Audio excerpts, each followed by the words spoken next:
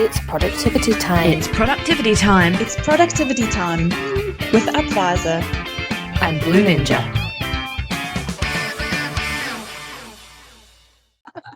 It's always such a pleasure to be back here with Julie and Louisa. I love chatting to these ladies. And today we are firstly celebrating an anniversary. I cannot believe this. It's like absolutely crazy. When I was checking this out, Julie, you mentioned it's been a year since we have been it's going to be participating years together. tomorrow. It's just ridiculous. It's been amazing. Like, I've loved this journey. I love connecting in with you guys every month and catching up and laughing. And it's just been so awesome. Know. It's flown by, hasn't it? And I mean, hopefully everyone's been enjoying the lives. And of course, we'd love to hear from people about any subjects you'd like us to cover. So message.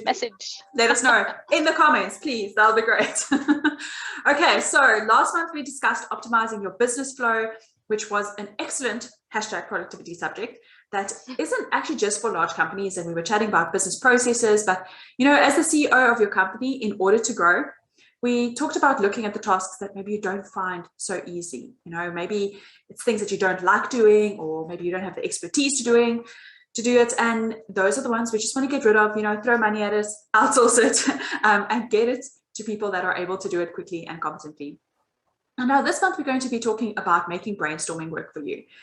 So 2 heads are always better than one, although too many cooks spoil the broth. So just like bear that in mind.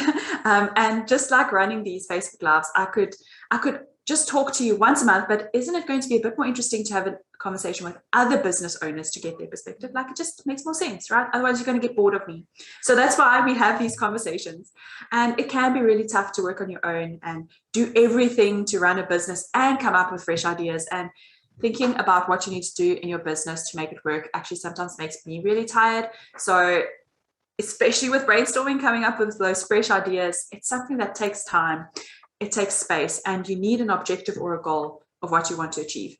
So the question then might be like, okay, if it's so much mission to do this, why should we brainstorm? I mean, really, who's got time to just go sit on their thinking chair and go put ideas together? Yeah, it's just the dreaded P word, isn't it? Planning. Oh, yes. Brainstorming is an element of running a business that is worth doing every now and again to come up with some fresh ideas, look at trends in the market, and refresh your product or your service offering. It's a chance to create, which isn't everybody's cup of tea, but unless you want to keep doing the same things day in, day out, then it's worth investing the time. Yeah, absolutely. And it's about innovating, isn't it? If your product or service is structured in a certain way, it will never change. And that might be all right.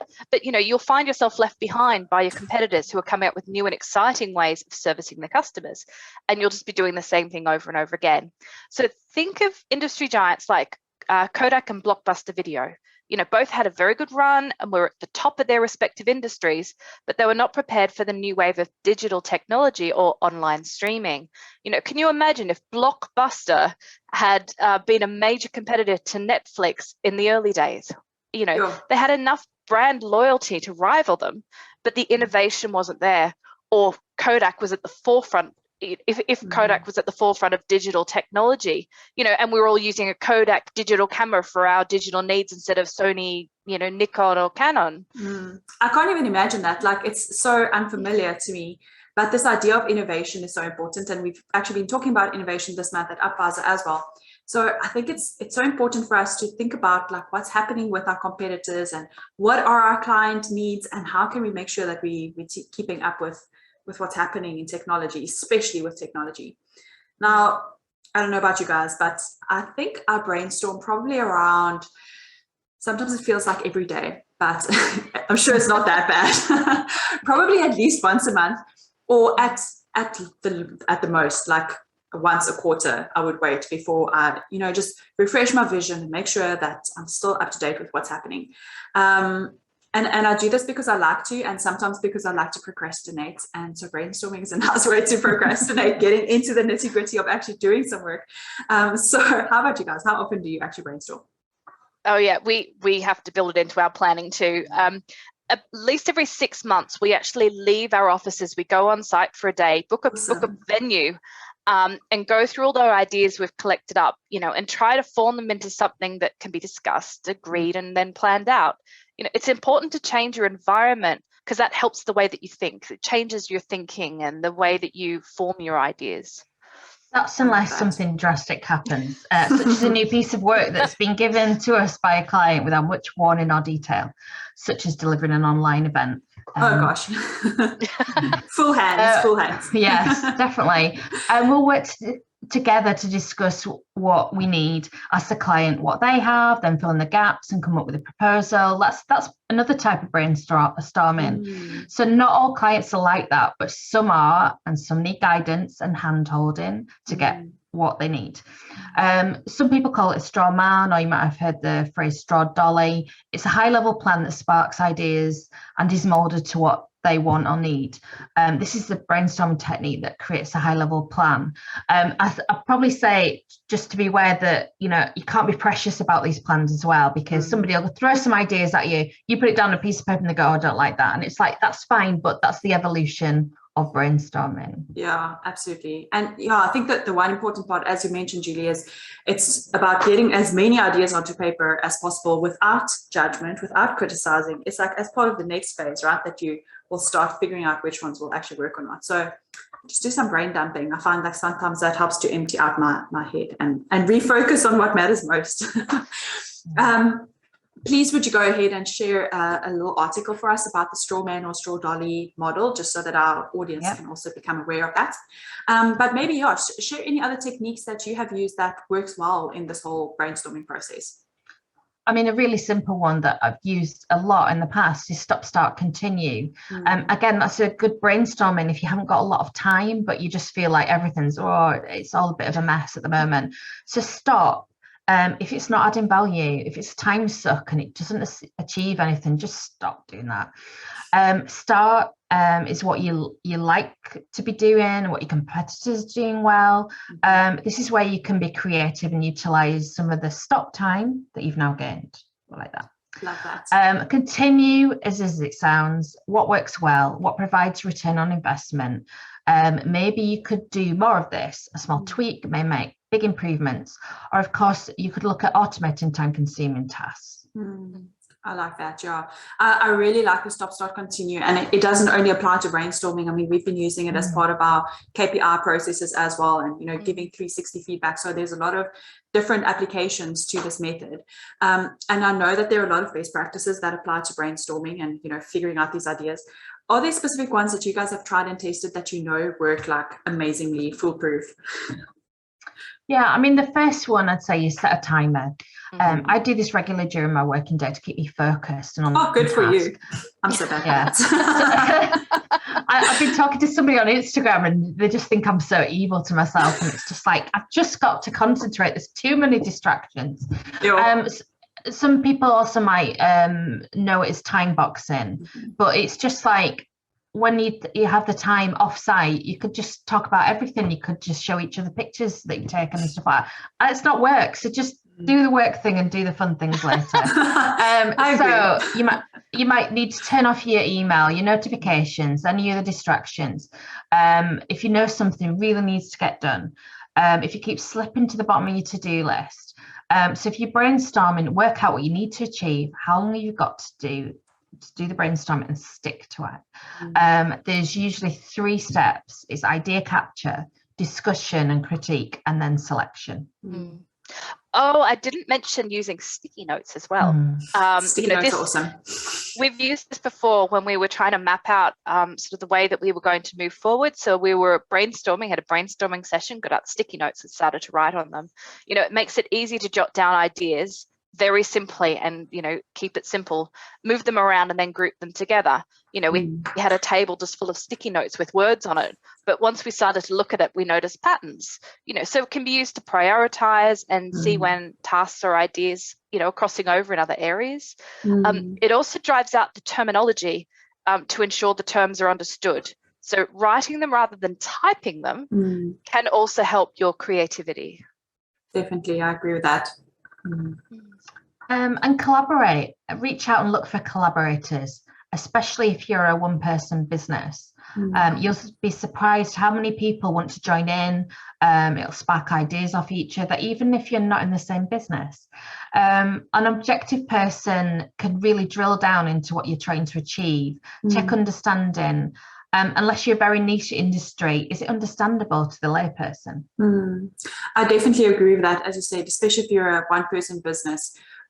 There's so much benefit in having accountability partners and a team that can brainstorm with you. Like the value of the input that someone else can give as an objective bystander is it's incredible, and it just helps to launch those ideas that you might have come up with, to hold you accountable to that, to make sure that you're actually executing on that. So that's really important. I love that. Okay, so brainstormed, made your sticky notes. What comes next after that? The planning. It's time to plan out what you're going to do next with these great ideas. Possibly in a phased approach. It depends on the scale, what needs to be done now, what would have the greatest impact now, what would make logical sense to do next, and what's more long term.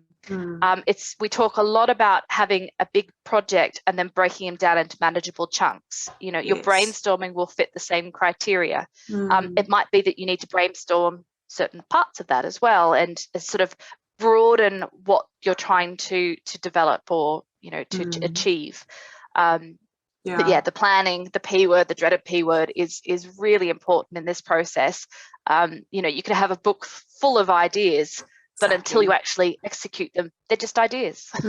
Absolutely. Yeah, I totally agree. And I think the idea of having an action plan where it's more than just like the to-do list, you actually are assigning dates to it and you're assigning a responsible party for it.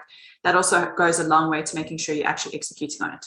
So again, smart objectives. Smart, always, wanting to be smart and smarter. I think that's very valuable. Yeah. Okay, so you all know what I'm going to ask, right? What are the tools that you would recommend for this process? Yeah, so this should ideally be done face-to-face, away from your usual work location and distractions, with a flip chart or a whiteboard or sticky notes, whatever works for you. Let people know what you're hoping to achieve out of the session. Then all you need is some quiet space to be able to get that done. Yeah, and if you can't do it face-to-face, then there are a range of tools such as online whiteboards, file sharing apps, all that you can use to creatively collaborate with each other. One of the most popular TED Talks ever was Simon Sinek, and he drew a piece of paper on a flip chart and described what he had drawn to his audience. It's brilliant. Amazing. And it sort of forms his, it was the ideas behind why. He wrote a book about it. Yeah, but it was amazing. Like, it's this brilliant video, and it's literally, him writing on a whiteboard behind him. I love it. We always overcomplicate, right? Yeah, we do. Simple's often the most effective way, and potentially more so, than using technology when it comes to creativity and brainstorming. Go back to the basics and work out what inspires you, because that's where your creative flow will come from, and your ideas will let loose from from changing what your normal habits and environment. And don't ignore the power of a place where you get your ideas the best. I mean, mine's in the shower, to be honest. We heard some of those just now. But it just, I don't know, it allows my brain to think of things, and it sparks ideas, and I let the ideas come. And then I work out what's viable, and then have a chat with Julie, and off we go. So don't discount where you feel comfortable. I'm not in the shower at the same time right now. Anything else that you guys would like to add? Otherwise, I'll close those out for this week. Any closing thoughts? No, good. Yeah. Good. Okay, awesome. Good luck with your brainstorming. Yes, absolutely. And this month, as we've been talking about innovation, this is one of the steps that you need to take, right? You need to actually brainstorm some new ideas of bringing innovation into your business.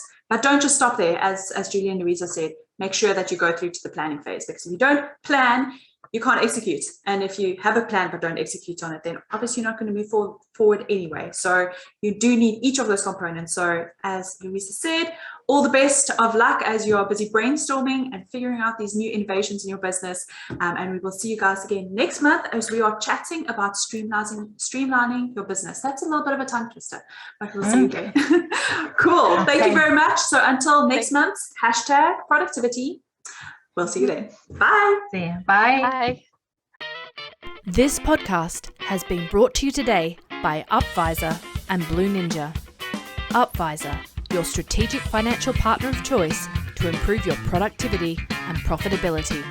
Visit upvisor.co.za to unlock your full potential.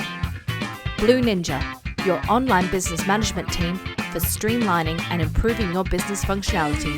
Visit blueninja.eu because every business needs a ninja.